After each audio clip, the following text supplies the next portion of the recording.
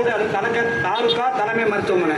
இந்த மருத்துவமனையில் பார்த்துக்கிட்டீங்கன்னாக்க 5 மருத்துவர் இருக்கணும். 5 மருத்துவர்னு சொன்னாங்க. ஒரு மருத்துவர் வந்து தலைமை மருத்துவர், மொத்தம் 6 மருத்துவர். இப்பைக்கு போன ஆண்டு 4 மருத்துவர் இருந்தாங்க. இந்த ஆண்டு ஒரு மருத்துவர் இருக்காரு. ஒரு மருத்துவர் மட்டும்தான். அவர் தான் தலைமை மருத்துவர், அவர் தான் ஓபி பார்க்கக்கூடிய மருத்துவரும் கூட. அவர் அப்படி அந்த நிலைமைக்கு இந்த அரசு மருத்துவமனை தள்ளப்பட்டுருச்சு. சரி என்ன அப்படிங்கிறதுக்க கேட்டதும் மாவட்ட கலெக்டர் அவங்க வந்தாங்க.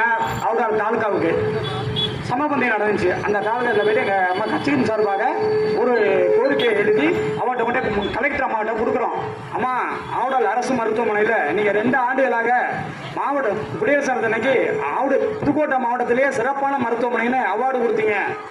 அப்போலாம் 65 ஆப்ரேஷன் நடந்துச்சு ஒரு வருஷத்துக்கு. இப்போ பார்த்தீங்கன்னாக்கா அந்த ஆபரேஷன் திட்டம் இடிஞ்சு விழுந்துருச்சு. மேலே பார்த்தீங்கன்னா இடிஞ்சு கீழே கட்டடம் விழுந்து கிடக்கு. இப்போ ஆப்ரேஷன்லாம் பண்ண முடியாது.